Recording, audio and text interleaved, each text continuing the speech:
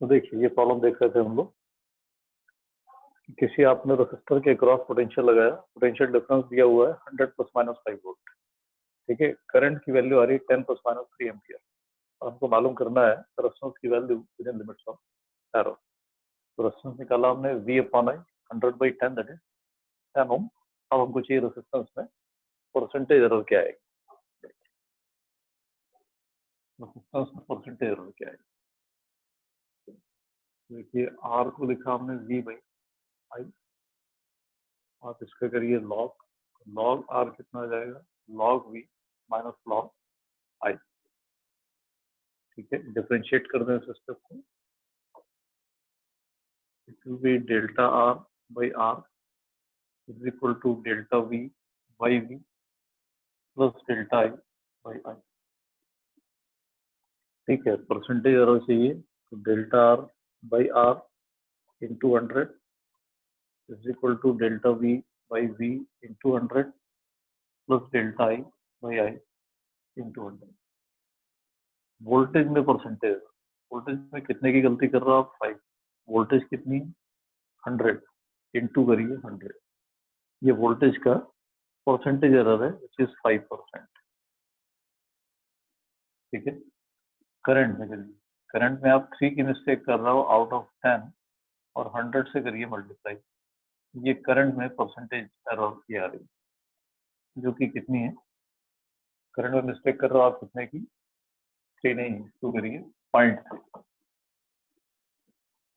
ठीक है, 0.3 अगर एरर है, ये क्या होगा, मैंने टेंटेटिव एक डाटा लिया है। ठीक है,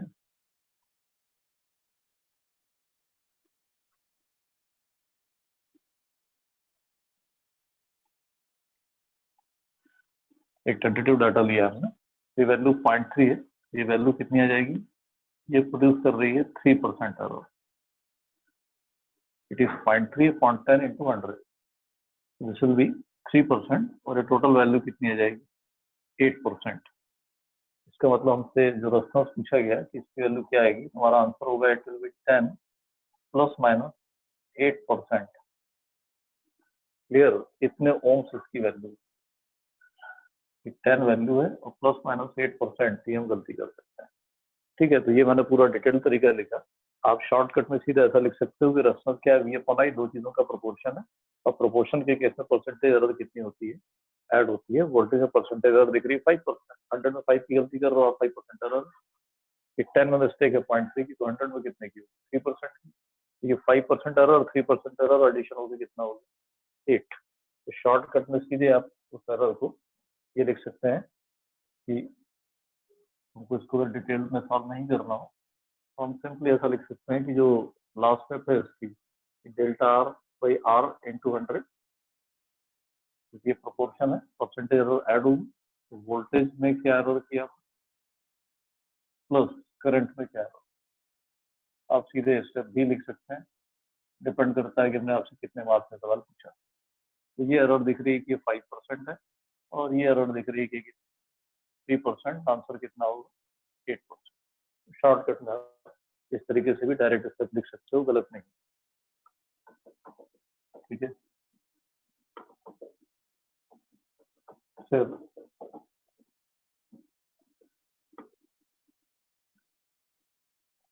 हम आते हैं अगली प्रॉब्लम पर।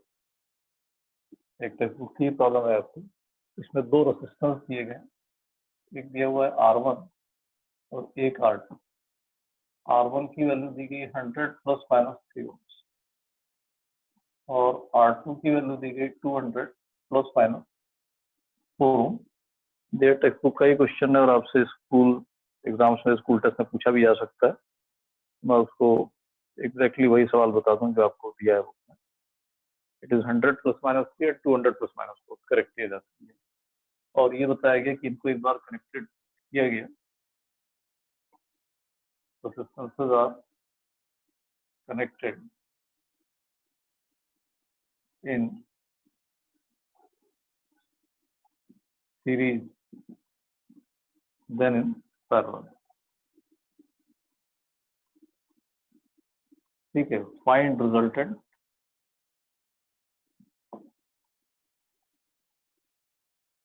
find resultant within limits of R or with limits of R, कितने तक की गलती करेंगे और रिजल्टेंट क्या, ठीक है।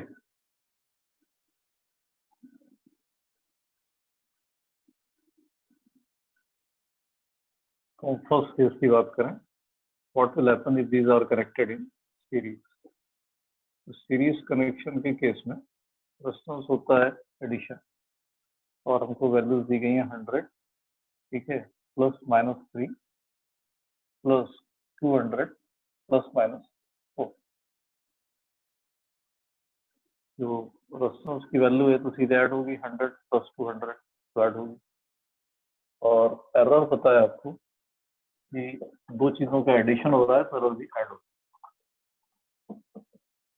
होती है, ठीक है। तो प्लस माइनस दोनों की एरर उठा लीजिए, 3 प्लस 4,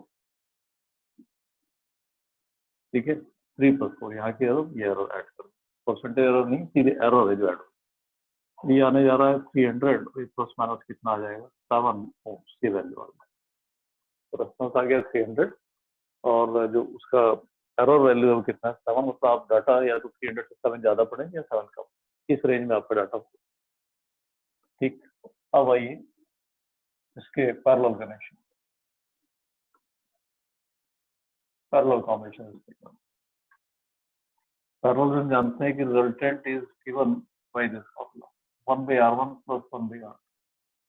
इसका मतलब कि R जो होगा वो होगा R1 R2 upon R1 plus R, ठीक है, R1 R2 अपॉन R1। तो रेजिस्टेंस की वैल्यू है 100 इंटू 200 अपॉन 100 प्लस 200। ये वैल्यू आएगी 100 into 200, this value will be 300।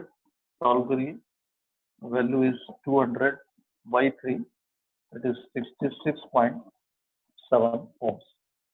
Parallel के केस में रेजिस्टेंस की वैल्यू ये होगी, इसमें भी कोई दिक्कत नहीं। बट जो उसमें एरर निकाली जाती है वो बिना डिफरेंशिएट किए नहीं निकलेगी, ठीक है ना, क्योंकि जो आपने फॉर्मूला पढ़ा वो डायरेक्टली इस पर अप्लीकेबल नहीं है। देखिए 1/R था 1/R1 प्लस 1/R2, ऐसा लिखा हुआ जैसे हमने लिखा है 1/X। If you differentiate 1/X, ठीक है, ये कितने के बराबर होगा, 1/X का मतलब x टू द पावर -1।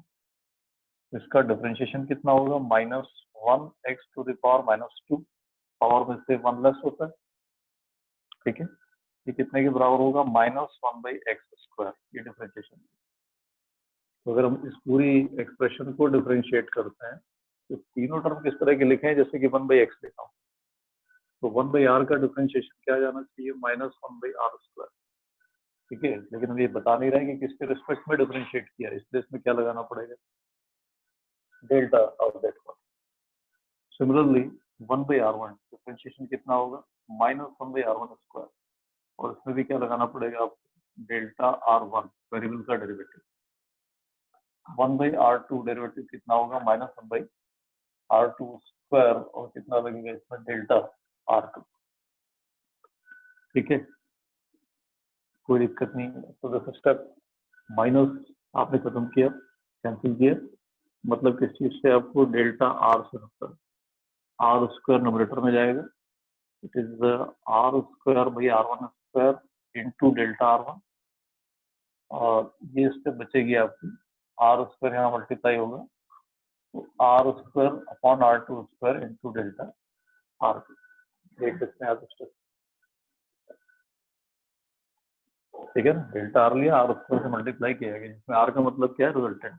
तो R था रिजल्टेंट, और रिजल्टेंट की वैल्यू कितनी आई है हमारी, 200/3 इसका square divided by first data square into variation resistance. First resistance में जो चेंज था वो कितने का था, डेल्टा R1। डेल्टा R1 की वैल्यू थी 3, ठीक है, प्लस रिजल्टेंट कितना था, 200/3, क्या आ गई वैल्यू।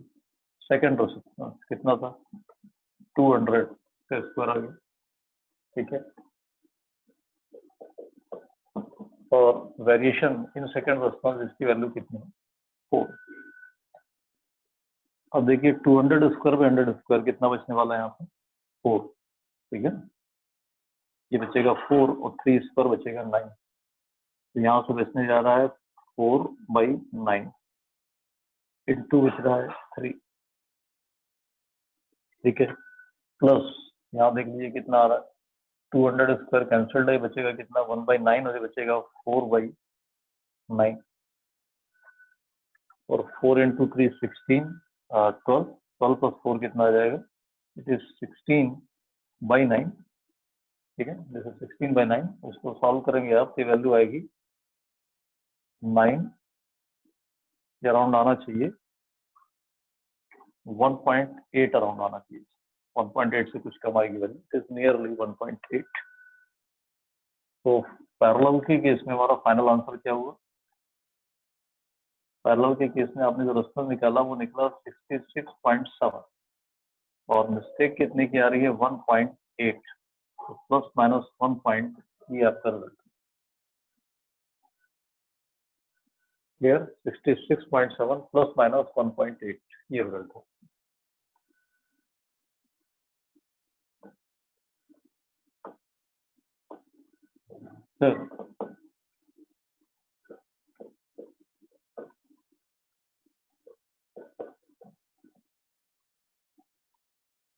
नेक्स्ट प्रॉब्लम पर आइए। एक क्वेश्चन दिया हुआ है और ये जेईई मेंस में किसी एक ऑब्जेक्टिव में भी एक बार ये सवाल पूछा गया और टेक्स्ट बुक में आपकी मेंशन है। कोई सिंपल पेंडुलम है,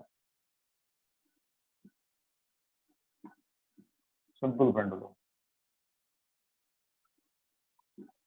ठीक है ना। इसका टाइम पीरियड जो निकालते हैं हम क्या फॉर्मूला होता है, ये होता है 2π√L/g, ये फॉर्मूला होता है। सवाल में क्या बताया गया आपको कि आप पेंडुलम की लेंथ जो पढ़ते हैं, लेंथ L, ये आती है 20 ± 0.1 सेंटीमीटर, मतलब 20 सेंटीमीटर लंबाई है, 0.1 सेंटीमीटर की मिस्टेक हमने उसमें किया होगा, इसकी चांस है। टाइम पीरियड नापने के लिए हमने क्या किया, नंबर ऑफ ऑपरेशंस काउंट किए। तो आपको सवाल में दिया हुआ है कि टाइम पीरियड के लिए हमने क्या किया, 100 ऑसिलेशंस की टाइमिंग निकाली। Duration of 100 oscillation was taken and this value was found to be 90 ± 1 second. आपने जो ऑसिलेशनल टाइम दिया ये टेक्स्ट बुक का ही क्वेश्चन है, मैं उसकी एग्जैक्ट फिगर बता देता हूँ आपको क्या है। दिस वैल्यू इज 90 ± 1 सेकेंड, मतलब आपकी कोई वॉच है उसका लीस्ट काउंट कितना है 1 सेकेंड और 90 सेकेंड आप ड्यूरेशन काउंट करते हैं कितने के लिए, 100 ऑसिलेशंस के लिए। तो हमने आपको L बता दिया, T बता दिया, ठीक है। इस डाटा से पूछा गया है find percentage error in G using this data. G नापने में आप कितने परसेंट की गलती करोगे इसकी पॉसिबिलिटी, ठीक है। देखते हैं, आप पहले फॉर्मूले पर चलिए, P = 2π√L/g। Very first thing is to calculate the value of G, squaring करिए,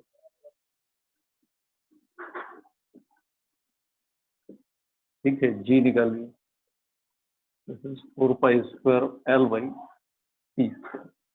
और ये दिख रहा है आपको कि दिस इज नंबर, वेरिएबल नहीं, वेरिएबल तो ये दो। इसका करिए लॉग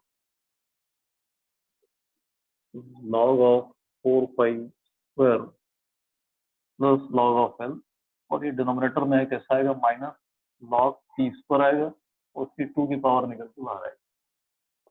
देख लीजिए स्टेप, ठीक है ना। लॉग किया, log 4π² पूरा कांस्टेंट टर्म था, एक साथ में लॉग किया, इसको ब्रेक करने से कोई फायदा नहीं, plus log L minus log T² आना चाहिए और 2 निकाल के आपने किया बाहर। देन इसको करिए डिफरेंशिएट, इसको जब डिफरेंशिएट करेंगे तो डेल्टा G/, इसको आप सॉल्व करते हो डिफरेंशिएशन कितना आएगा 0, log L का डिफरेंशिएशन कितना आएगा डेल्टा L/, और log T का डिफरेंशिएशन कितना आएगा डेल्टा T/2। क्लियर, क्या पूछा है आपको, परसेंटेज एरर। तो परसेंटेज एरर के लिए क्या करना होता है, आपको 100 से मल्टीप्लाई करना होता है।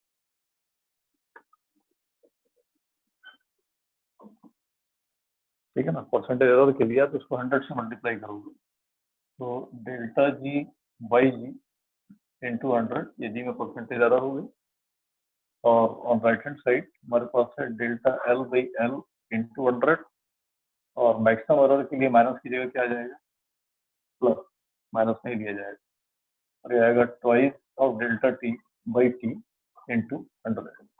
मतलब ये परसेंटेज एरर इन लेंथ हो जाएगी, ये परसेंटेज एरर इन टी हो जाएगी, और ये परसेंटेज एरर इन जी हो जाएगी। बट अब देखिए सवाल में डेल्टा एल में कोई दिक्कत नहीं, उसमें बताया गया था कि जो लंबाई नापी है आपने वो कितनी थी, 20 प्लस माइनस 0.1। एरर कितने की है, 0.1, लेंथ कितनी है 20, और इंटू करिए 100।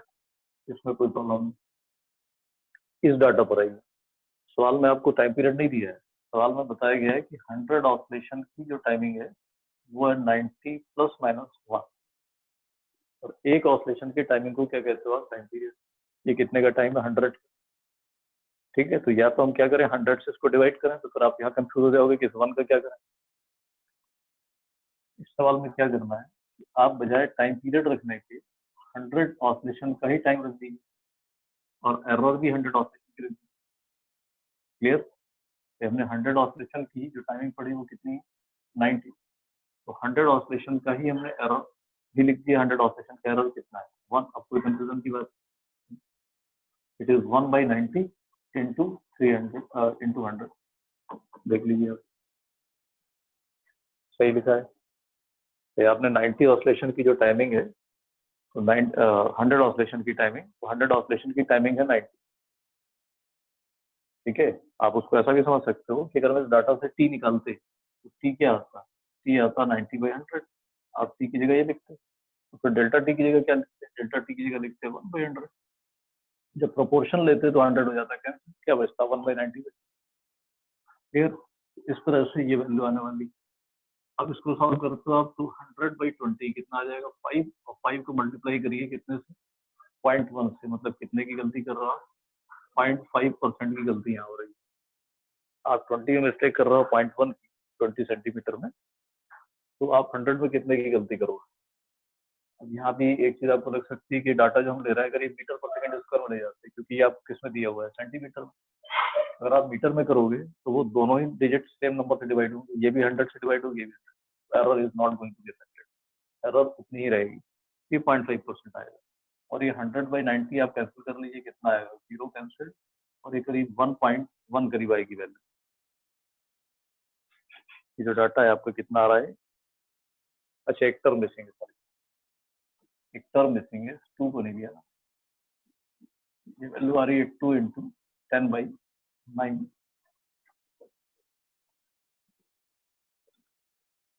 ठीक है, और ये डाटा आ रहा है आपका 0.1/20, मतलब कितना आ रहा है, 5। ये आ रहा है 0.5%, और ये आएगा आपका इतने परसेंट। तो 10/9 इज 1.1, और 1.1 इंटू 2 करीब करीब 2.2 आ रही होनी चाहिए वैल्यू अराउंड, और 0.5 ये सॉल्व कर लो आप, डाटा आ रहा होना चाहिए। कुछ मिस्टेक है अपने कैलकुलेशन में क्या, ये आपने एरर लिया 0.1/20 इंटू 100, दिस इज 0.5, और ये आएगा 2 into 1/90, this will be around, आप 9 से डिवाइड करोगे करीब 1.1 के करीब वैल्यू आएगी, और 1.1 का डबल करेंगे 2.2% आएगा नियर, और उसमें 0.5% करोगे आप ऐड, नियरली 2.7% आएगी वैल्यू। बट यहाँ रिजल्ट में शायद कुछ 0.032 दिया है। चलो एक बार आप लोग चेक कर लेना, ये आपका है। ठीक है, प्रोसीजर इसमें मतलब इसमें कंफ्यूजन के 2 पॉइंट्स है जहाँ पर कंफ्यूज हो सकते हो। एक चीज है कि जब लेंथ हमने लिया तो हमने इसको मीटर पर सेकंड स्क्वायर में क्यों नहीं किया, मीटर्स में क्यों नहीं किया। तो लेंथ अगर आप मीटर में ले जाते तो 20 को क्या लिखते, 20/100। तो फिर एरर को भी क्या लिखते, 0.1/100, दोनों 100 कैंसिल हो जाते, इससे कोई फर्क नहीं पड़ने जा रहा था। फिर टाइम पीरियड में जब आप गए तो आपको सॉल्व में टाइम पीरियड ना देकर के 100 ऑसिलेशन की टाइमिंग दी थी।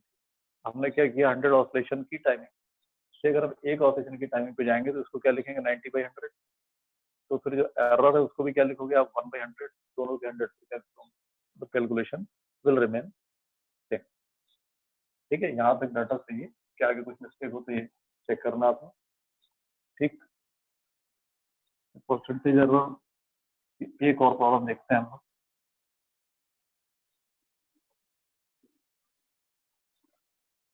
एक प्रॉब्लम और देखते हैं। ये कोई एक फिजिकल क्वांटिटी दी हुई है पी,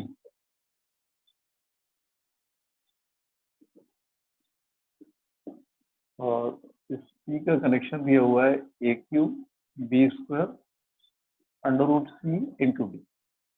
ये कोई फिजिकल क्वांटिटी पी है जो तीन दूसरी क्वांटिटीज पर डिपेंड करती है इन अकॉर्डेंस विद दिस, और उन सब की एरर आपको दी हुई। ठीक है, देखिए सवाल क्या है आपका। ये है problem. It is a Q B square C to the power 1/2 and D, और इन सब में परसेंटेज एरर दी हुई है। परसेंटेज एरर की वैल्यू दिया हुआ है कि आपने ए को नापने में 1% की गलती की। ठीक है, आपने बी नापने में गलती की है 3%, सी नापने में मिस्टेक की है 4%, और डी नापने में मिस्टेक की है 2%। और आपसे पूछा गया है कि आप पी नापने में कितने परसेंट की एरर करेंगे। ये सवाल आपका। Percentage error is measurement of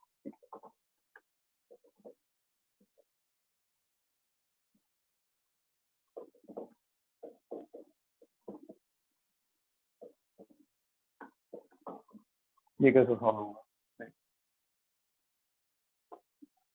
अब इस क्वेश्चन में जो एक्सप्रेशन दी है, पहले इसका लॉग लेकर के पावर को खत्म करना। ये आपकी एक्सप्रेशन, ठीक है ना। आप इसका लॉग लेकर के पहले इसकी पावर को खत्म कर, हम कर लेते हैं इसका log. It will be 3 log a plus 2 log b। ये टर्म हाफ की पावर है, ऊपर आगे क्या बनेगा माइनस हाफ log c।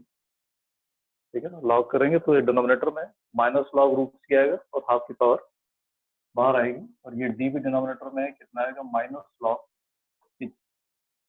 पहला स्टेप आपने लॉग ले लिए। अब इस स्टेप का क्या कर दीजिए, डिफरेंशिएशन।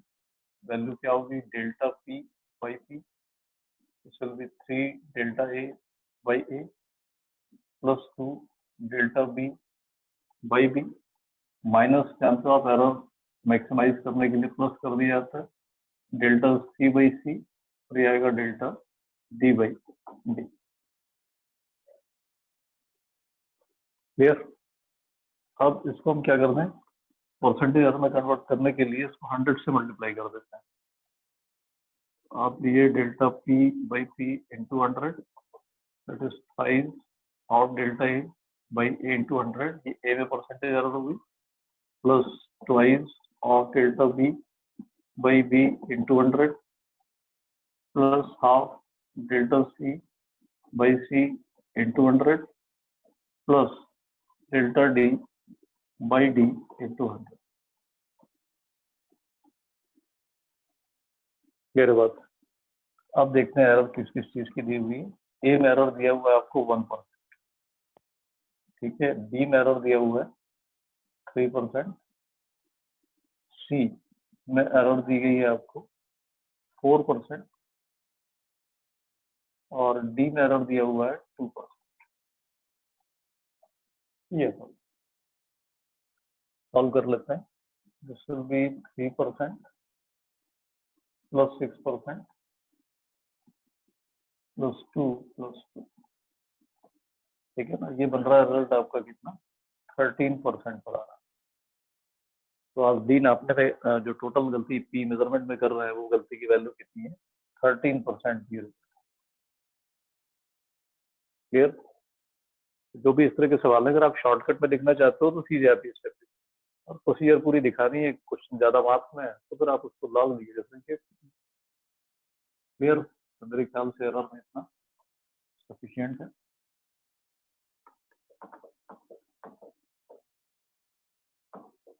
अब आते हैं अगले पॉइंट पर। तीन चीज इस चैप्टर में और बचती है। एक पॉइंट है व्हाट इज सिग्निफिकेंट फिगर।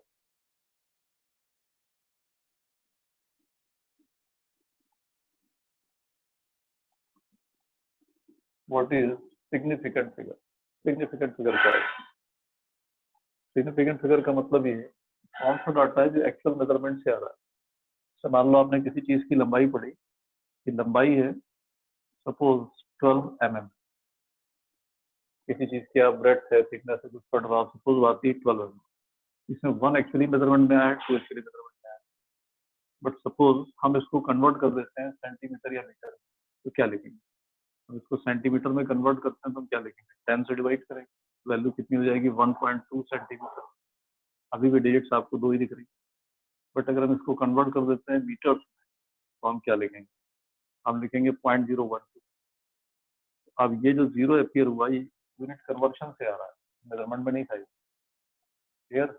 जब आप यूनिट कन्वर्शन करते हो तो कुछ एक्स्ट्रा डिजिट्स आ जाते हैं जो कि रिलायबल डिजिट का पार्ट नहीं है। एक्चुअली 1 मेजरमेंट से आया है, 2 मेजरमेंट से आया है, 0 मेजरमेंट से नहीं आया। फिर सिग्निफिकेंट फिगर नहीं, सिग्निफिकेंट फिगर यहाँ 1 है, 2 है, ये सिग्निफिकेंट नहीं। तो सिग्निफिकेंट फिगर का मतलब होता है all the reliable digits plus 1 uncertain digit. जितनी रिलायबल डिजिट है उससे एक ज्यादा हम लेकर के चलते हैं। अभी आप समझ जाओगे कैसे एक ज्यादा क्यों लिया जाता है। जैसे मान लो हमने किसी चीज की आपको लंबाई पढ़ने के लिए दिया और आपने उसके मल्टीपल रीडिंग्स लिया, ठीक है? मान लीजिए कोई चीज है, कोई ऑब्जेक्ट है, उसकी एक्चुअल लंबाई सपोज 1.28 सेंटीमीटर है, ये एक्चुअल लंबाई। बट ये वर्नियर से आप निकाल रहे हो और आपको दे दिया जाए, आपने उसको कई बार निकाला, कभी आपकी रीडिंग 1.26 आ गई, कभी रीडिंग 1.32 आ गई, कभी रीडिंग 1.31 आ गई, मिस्टेक करते रहे आप, कभी 1.27 आ गई, कभी 1.28 भी आई होगी। फाइनली क्या करोगे? आप इन सबको ऐड कर दोगे divided by number of dot, उससे क्या निकलेगा? एवरेज। हो सकता है कि आपका एवरेज निकल के कुछ ऐसा आ जाए। तो डेसिमल के कई पुस्तक आएगा जब आप कैलकुलेट करोगे। ये सारे डिजिट सिग्निफिकेंट थोड़ी, ठीक है ना? मैथमेटिकली ये करेक्ट है, फिजिकली करेक्ट नहीं है, क्योंकि फिजिक्स से मानती है कि जो चीज इंस्ट्रूमेंट से निकाली गई वो कहाँ तक परमिट कर रही थी? वो परमिट कर रही है 3 डिजिट तक। तो आपका डाटा 3 डिजिट के आगे नहीं जा सकता, आपको डाटा को यहाँ राउंड ऑफ खत्म करना पड़ेगा। तो ये सारे डिजिट रिलायबल है। तो इस डिजिट का क्या रूल? ये कहलाती है फर्स्ट अनसर्टेन डिजिट। तो जब मेजरमेंट करते हैं तो क्या करते हैं कि all the reliable digit plus 1 uncertain digit. जो आप आखिरी जो गलती कर रहे हो, जैसे आप वर्नियर से रीडिंग ले रहे हो, तो आप ही जानते हो कि वर्नियर के केस में क्या होगा कि जो लास्ट डिजिट है, आप लीस्ट काउंट एरर जानते हैं कि 1.28 को आप बाई मिस्टेक 1.27 या 1.29 पढ़ सकते हैं। मतलब ये डिजिट ही क्या है आपकी? ये डिजिट ही अनसर्टेन है। ये जो प्रोसेस मैं बता रहा हूँ ये राउंड ऑफ करना कहता है। एक्चुअली जो अनसर्टेन डिजिट है, अगर हम वर्नियर से रीडिंग पढ़ रहे हैं, फर्स्ट डिजिट में कोई शक नहीं है, सेकंड में कोई डाउट, बट जो थर्ड डिजिट आप लिख रहे हो ये तो अंडर डाउट है, क्योंकि 8 की बजाय 7 या 9 हो सकती है। तो all the reliable digit plus 1 uncertain digit, इस पूरे को मिला के क्या कहा जाता है? Significant figure. इसका मतलब है all the reliable digits plus 1 uncertain digit.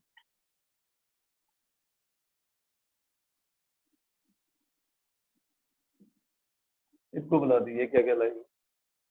ये कहलाती है सिग्निफिकेंट फिगर्स। अब इसके बारे में क्या रूल्स है, किसको हम सिग्निफिकेंट माने किसको नहीं माने, इसके लिए क्या रूल? देखिए, जहां पर भी नॉन जीरो नंबर आ रही है, ठीक है, वो तो सब रिलायबल होगी। जैसे हम कोई डाटा लिखते हैं 2357, तो ये यूनिट कन्वर्शन से इसमें से कुछ नहीं आ सकता, ये सब एक्चुअली मेजरमेंट क्या है। तो ऑब्वियस है कि all the non zero digits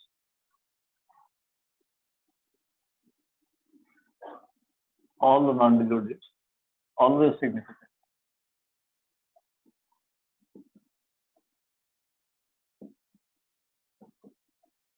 जितनी भी नॉन जीरो डिजिट्स हैं ये सब सिग्निफिकेंट होती है, इसमें कोई डाउट की बात नहीं।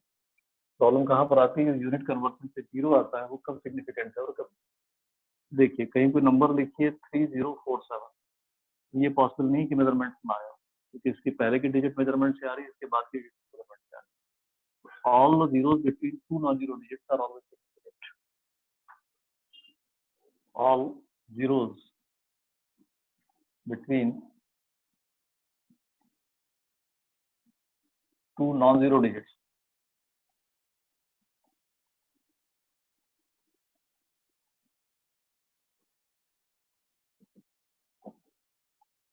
always significant.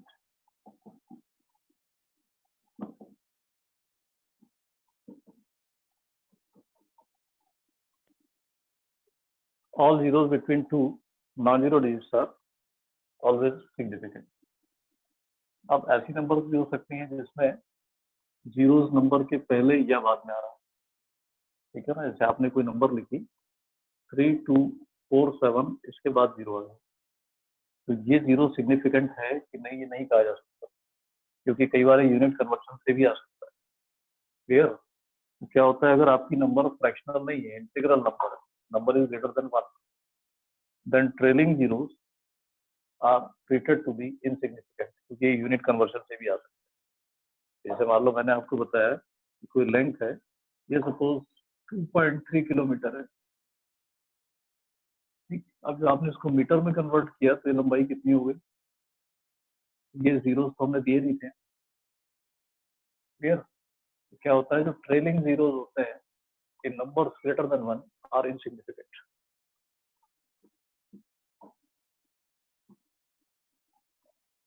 Trailing zeros in numbers greater than numbers without decimal point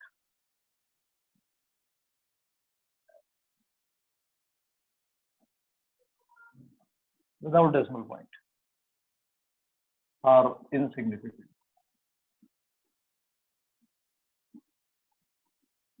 ऐसे कोई भी नंबर जिसमें डेसिमल नहीं आ रहा है और ट्रेलिंग जीरोस इंक्लूड कर रही हो तो वो कैसे माने जाएंगे, इनसिग्निफिकेंट। तो अगर कोई नंबर है जिसमें डेसिमल आ रहा है, ठीक है, ऐसे कोई नंबर जिसमें डेसिमल पॉइंट आ रहा है और ट्रेलिंग जीरोस उसमें आ रहे हैं, जैसे देखिए हम लिखते हैं नंबर 1.3, 1.30 और 1.300। तो मैथमेटिक्स के हिसाब से तीनों चीजें सेम, बट फिजिक्स के लिए तीनों सेम नहीं। फिजिक्स के हिसाब से अगर डाटा पॉइंट पे खत्म हो रहा है, मतलब ये स्केल से मेजर किया गया, अगर आप लेंथ की बात करो, और ये वर्नियर कैलिपर से मेजर किया गया है, ये स्क्रू गेज से मेजर किया गया, मतलब फिजिक्स के लिए तीनों वैल्यूज सेम नहीं। डाटा का रिजोल्यूशन यहाँ जा रहा है थर्ड डिजिट तक या सेकंड डिजिट तक या first digit. Clear?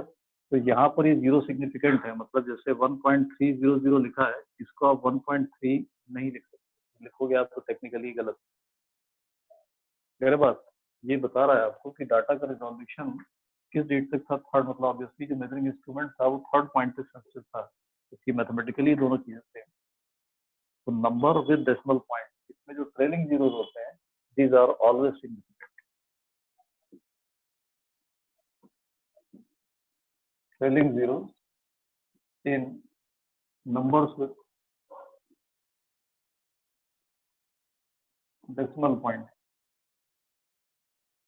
are always significant.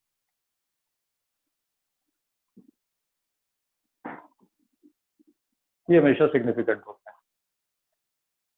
Clear? फिर ऐसा भी केस हो सकता है कि ट्रेलिंग जीरोस के बजाय एक ऐसी सिचुएशन भी हो सकती है कि नंबर के लेफ्ट में डेसिमल के बाद, जैसे सपोज ऐसा है कि हमने कोई लंबाई लिखी हुई 0.00, तो सिग्निफिकेंट फिगर सी 2 है कि ये भी इंक्लूड होगा, तो कोई डाउट नहीं होगा अगर इसके पहले एक डिजिट और होती, क्योंकि ये दो नॉन जीरो डिजिट के बीच में जीरो आ गए, सारे सिग्निफिकेंट हो जाते। बट सपोज यहाँ कोई नंबर नहीं है, इसका मतलब जो नंबर लिख रहे हो आप, दैट इज स्मॉलर देन 1, इसमें zero to the right of decimal point and before any first non zero digit, ठीक है ना, zero to the right of decimal point but before any non zero digit will not be treated to be significant, क्योंकि unit conversion से आए हुए हो सकते हैं। तो जैसे किसी चीज की लंबाई आपने पढ़ी कि 2.3 है और फिर आपने उसको कन्वर्ट किया मीटर्स में, आप सेंटीमीटर मीटर्स में गए तो जीरो अपने आप अच्छे होते हैं। तो zeros to the right of decimal point in number smaller than 1 are insignificant.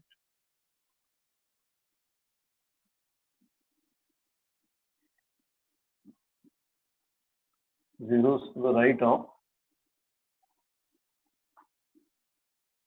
decimal point in numbers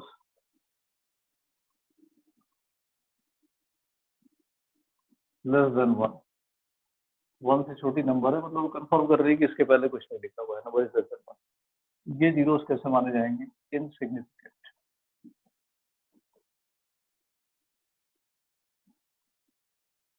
ये नंबर्स के बारे में कि किसको आप सिग्निफिकेंट मानोगे, किसको नहीं मानोगे। क्लियर?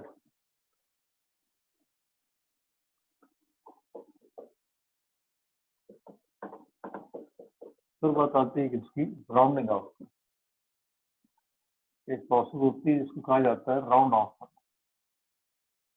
और जो आपने अभी सिग्निफिकेंट फिगर्स देखा, इसमें एक चीज और है कि इसको आप एडिशन सब्सट्रैक्शन पर कैसे अप्लाई करते हो। एक बात और बचती है, जो अरिथमेटिक ऑपरेशंस हैं, इसमें सिग्निफिकेंट फिगर का क्या करना है।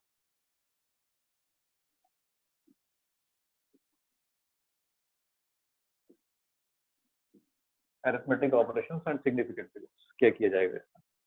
तो आप एडिशन सब्सट्रैक्शन जो कुछ भी कर रहे हैं या प्रोडक्ट कर रहे हैं, उसमें सिग्निफिकेंट फिगर को कैसे हैंडल करना है। अगर आप दो चीजों का रेशियो ले रहे हो या प्रोडक्ट ले रहे हो, ठीक है ना, कोई दो चीजें हैं, या तो मल्टीप्लिकेशन में या डिवीजन में, इसके लिए रूल ये होता है कि जिस चीज में कम सिग्निफिकेंट फिगर्स हैं, तो आप ऐसा समझिए कि जैसे कोई थ्रेड है, ठीक है, ये बीच में वीक हो जाता है, फिर ये स्ट्रेंथ ले लेता है, फिर ये वीक हो जाता है। ये कोई थ्रेड है, इसको पकड़ के खींचता, मैं पूछता हूँ आपसे कि इस रस्सी की स्ट्रेंथ कितनी है, तो आप किस पार्ट से तय करोगे? यहाँ से तय करोगे, यहाँ से तय करोगे? इस रस्सी को पकड़ के हम तोड़ने की कोशिश करते हैं, तो अंडरस्टूड है कि वो कहाँ से टूटेगी, जो वीकेस्ट पॉइंट है वहीं से टूटेगी। इसी तरह से जब डाटा को आप मल्टीप्लाई या डिवाइड करते हो और आपसे पूछा गया कि सिग्निफिकेंट फिगर बताइए, तो आपको वो डाटा उठाना पड़ेगा जिसमें सिग्निफिकेंट फिगर सबसे कम। जैसे मान लो कि एक ऐसी डिजिट है जिसमें 3 सिग्निफिकेंट फिगर है, और बी ऐसा डाटा है जिसमें 4 सिग्निफिकेंट फिगर। क्लियर? मतलब ये एक ऐसी रस्सी है जो यहाँ पर थिक है और यहाँ थिक, हम पकड़ के खींच रहे हैं, टूटेगी कहाँ से? यहाँ से टूटेगी। डिसीजन किससे होगा? मतलब मल्टीप्लिकेशन और डिवीजन के रूल क्या होता है? Final decision will be taken on the basis of number with least number of significant figure. जिस चीज में सबसे कम सिग्निफिकेंट फिगर है, वो डिसीजन मेकर होगी किसमें? मल्टीप्लिकेशन और डिवीजन, दोनों के लिए तरीका होगा।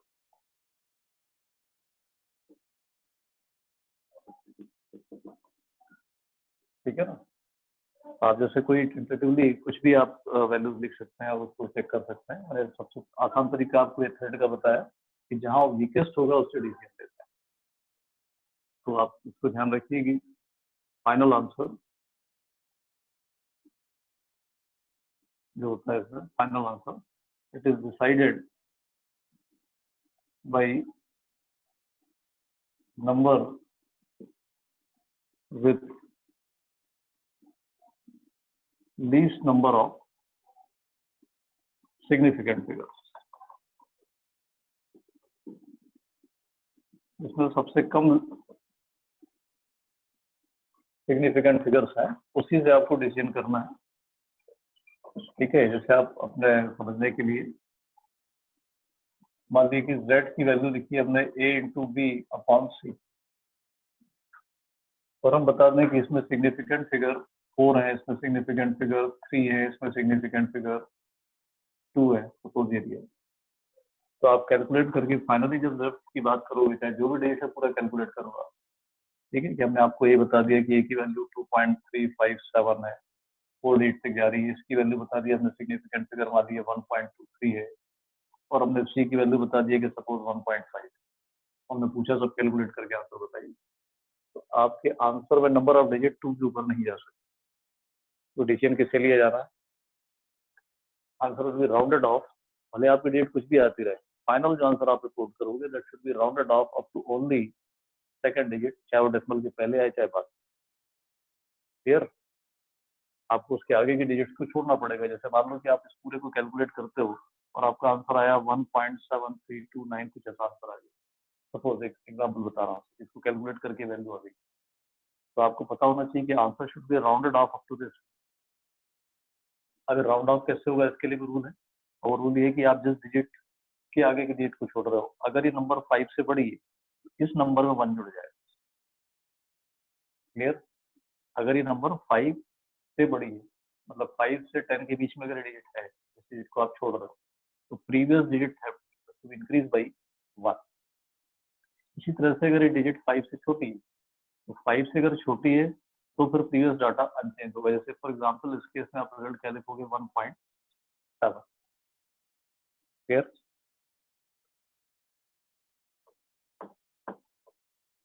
ये किसके लिए हुआ? Multiplication and division. अगली ऑपरेशन दैट इज एडिशन और सब्ट्रैक्शन। ठीक है, एडिशन और सब्ट्रैक्शन। इस केस में क्या होगा? दो चीजों को आप ऐड और सब्ट्रैक्ट कर रहे हैं कि हमने z एक चीज लिख दिया है कि ये दो चीजों के एडिशन से बनी है डिफरेंस। इसमें डिसीजन कैसे किया जाएगा कि हम रियल डेसिमल की किस पॉइंट तक लिखें, कितने डिजिट्स लिखें। इसका तरीका ये है कि decision will be taken by the number of least resolution. Final answer should be reported या फाइनल जो आंसर होता है दैट इज डिसाइडेड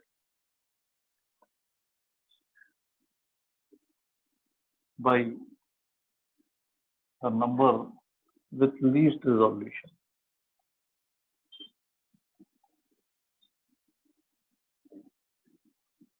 जिस डाटा का रिजोल्यूशन, अभी बात अलग हो गई, नंबर ऑफ डेट अलग हो गई, रिजोल्यूशन अलग हो गया। समझिए, जैसे मान लो हम z equal to a plus B लिख रहे हैं। ठीक है, a प्लस बी, हमने a की वैल्यू दे दी आपको 2.329। ठीक है, मतलब इसकी जो रिजोल्यूशन है वो डेसिमल के थर्ड प्लेस तक जा रही है, और जो डाटा बी है ये 1.35 है, मतलब कहाँ तक जा रहा है? डेसिमल के सेकंड प्लेस तक ही जा रहा है। तो इसका रिजोल्यूशन थर्ड प्लेस तक है, इसका सेकंड प्लेस तक। डिसीजन किससे होगा? जिस डाटा का रिजोल्यूशन सबसे कम है that will be the decision maker. मतलब आप क्या करिए, 2.329 1.35 ऐड कर लीजिए। क्लियर? आपका जो रिजल्ट आ रहा है आ रहा है 3.679। बट रूल ये कह रहा है कि this is final decision maker. Answer आपका 2 डिजिट पर राउंड ऑफ होगा, डेसिमल के बाद 2 डिजिट। इसके आगे का आंसर रिपोर्ट नहीं किया जा सकता, आपने इस डिजिट को छोड़ना पड़ेगा। पर this digit is more than 5। 5 से अगर बढ़ी है तो प्रीवियस डाटा में एक जोड़ दी, तो वैल्यू होगी 3.68। ये आंसर माना जाएगा। क्लियर? जो राउंडिंग ऑफ के रूल्स हैं उसको भी समझ लेते हैं। राउंड ऑफ करने की प्रोसेस क्या होती है? 3 बात है।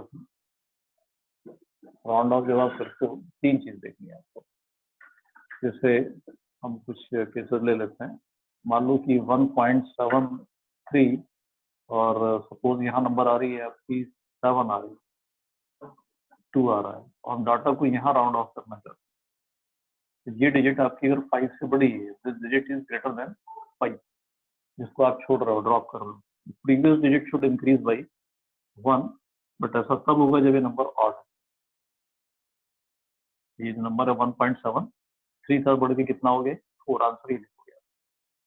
ठीक है, तो ऐसा कब होगा? जब ये नंबर 5 से बड़ी है। अच्छा, 5 से छोटी होती, नो चेंज। जैसे आप ले लीजिए 1.7332 ले लेते हैं, यहाँ राउंड ऑफ करना है।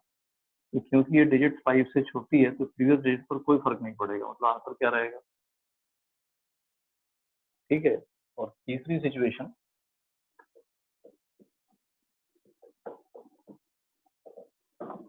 थर्ड सिचुएशन है वो ये है कि अगर हम जिस डिजिट को ड्रॉप कर रहे हैं वो एग्जैक्टली 5 है तो क्या करना है? मान लो ये केस, जिस डिजिट को आप ड्रॉप करना चाहते हैं दैट डिजिट इज एग्जैक्टली 5। ये एग्जैक्टली यहाँ पर क्या आ रहा है? ये 5 आ रहा है। तो क्या किया जाए? तो क्या होगा कि अगर ये 5 है तो प्रीवियस डाटा में 1 तब जुड़ेगा जब वो ऑड है। मतलब डाटा कितना हो जाएगा आपका? 1.74 माना जाएगा अगर ये ऑड है। और क्या होगा अगर ये इवन है? मान लो डाटा होता 1.7458 होता, तो क्योंकि ये डाटा है इवन और ये एग्जैक्टली 5 है, प्रीवियस डिजिट तो कोई फर्क नहीं पड़ेगा, ये 1.74 ही रहेगी। ये इतने केसेस होते हैं राउंडिंग ऑफ कि जिस डेट को आप ड्रॉप कर रहे हो वो 5 से बड़ी है तो प्रीवियस में 1 जोड़, 5 से छोटी है previous left unchange. What to do if it is exactly 5, exactly 5 है तो अगर प्रीवियस नंबर इवन है, ठीक है, तो आंसर में कुछ नहीं करना, तो ऑड है तो 1 जोड़ देना। क्लियर। और सिग्निफिकेंट फिगर्स की एम्बिग्यूइटी को खत्म करने के लिए एक चीज और यूज की जाती है, इसको कहा जाता है साइंटिफिक नोटेशन। ऐसे केस है जहां हम ये नहीं बता सकते कि नंबर का सिग्निफिकेंट फिगर क्या है, समझने में कंफ्यूजन हो सकता है। जैसे जो साइंटिफिक नोटेशन होता है ये कुछ केसेस में एम्बिग्यूइटी को खत्म कर देगा, ठीक है ना। जो यूनिट कन्वर्शन कर लेते हो आप, जिससे पता ही नहीं चलता कि इसमें सिग्निफिकेंट फिगर्स कितनी, उस एम्बिग्यूइटी को खत्म करने के लिए साइंटिफिक नोटेशन यूज होता है। You have to write all the numbers in this form. Numbers को इस तरह से लिखिए कि जो उसकी फर्स्ट डिजिट ए आ रही है, ये डिजिट 10 से छोटी रहे, 10 को क्रॉस ना करे, ये डिजिट 10 से छोटी रहे। फिर इस नोटेशन में जब आप चीज को लिखोगे तो उससे डाटा का रिजोल्यूशन पता चल जाता है। जैसे मान लीजिए कोई डाटा है आपका, आप कोई भी नंबर ले लो, मान लीजिए हमने लिया 2.35, ठीक है। अब इसके आगे मान लीजिए हम लिखते हैं 2.35 इंटू लिखते हैं हम 10 टू द पावर सपोज 5, ठीक है। अगर ये आप 10 टू द पावर 5 से इंटू करते हो तो डिजिट क्या आएगी, 235000 है। मान लो बजाय इसके हमने ऐसा लिखा, इसमें ये पता नहीं चल रहा है कि इसमें सिग्निफिकेंट ये जीरो है कि नहीं, हो भी सकता है नहीं हो सकता है, आपको नहीं, हो सकता है कि ये जीरो सिग्निफिकेंट हो, मतलब एक्चुअल एक्सपेरिमेंट से आया और ये दो एक्चुअल एक्सपेरिमेंट से नहीं आया। अगर सिग्निफिकेंट है तो हम इसको क्या करेंगे कि ये जीरो यहाँ लिखा जाएगा। अब ये बिल्कुल बात क्रिस्टल क्लियर है कि 2350 मतलब इसमें 1 2 3 4 4 सिग्निफिकेंट फिगर। क्लियर। तो सिग्निफिकेंट फिगर की एम्बिग्यूइटी को खत्म करने के लिए यूज किए जाते हैं साइंटिफिक नोटेशन कि 10 की पावर कुछ भी हो, ये सिग्निफिकेंट फिगर नहीं। आपको सारे डिजिट्स को ऐसे लिखना है, जो ए लिखा है it should be like between 1 and 10। जो ए है ये 1 से 10 के बीच की नंबर होनी चाहिए, 1 से छोटी नंबर नहीं लिखोगे आप, ऐसा नहीं लिख सकते आपकी 0 पॉइंट, ये अलाउड नहीं। Number should be lying between 1 and 10, fractional नहीं होगी नंबर, इंटीग्रल नंबर होगी, बाकी चीज आप 10 की पावर में डालें। इससे बिल्कुल क्रिस्टल क्लियर हो जाता है ये डाटा क्या है। और इसको भी हम राउंड ऑफ करते हैं, हम किसी चीज का ऑर्डर पूछते हैं, पूछते हैं आपसे कि अर्थ की रेडियस का ऑर्डर क्या है, ह्यूमन हाइट जो होती है इसका ऑर्डर क्या है, किसी भी चीज का ऑर्डर पूछ सकते हैं। उसका तरीका ये है कि जो डिजिट आप लिख रहे हो, अगर ये डिजिट 5 से छोटी, ठीक है, तो इसको हटा दीजिए, और 5 से बड़ी देन ट्रीट दिस एज 10, और ये 10 है तो सीधे 10 इसमें आके मल्टीप्लाई हो जाएगा। जैसे मान लो कोई डाटा लिखा हुआ है और डाटा लिखा हुआ है आपका 3, suppose 3 into 10 to the power 8, ये कोई भी एक डाटा, क्योंकि ये नंबर 5 से छोटी, तो आप इसको क्या ट्रीट करोगे, 1 into 10 to the power 8 means you will be treating this as 10 to the power 8, मतलब ये जो भी मेजरमेंट है उसका ऑर्डर ऑफ मैग्नीट्यूड क्या माना जाएगा, 8। जो भी चीज थी, लंबाई थी, हाइट थी, टाइम था, उसका ऑर्डर क्या ट्रीट किया जाएगा, 8। बट यही नंबर मान लीजिए होती है 7 into 10 to the power 8, clear. क्योंकि ये डाटा 5 से बड़ा है, you will be treating this as 10, 10 into 10 to the power 8 मतलब कितना आ जाएगा, 10 टू द पावर 9, मतलब इसका ऑर्डर ऑफ मैग्नीट्यूड क्या होने जा रहा है, 9, तो इसका कितना होने जा रहा है, 8। क्लियर है बात। चलिए फिलहाल इस लेक्चर में इतना ही।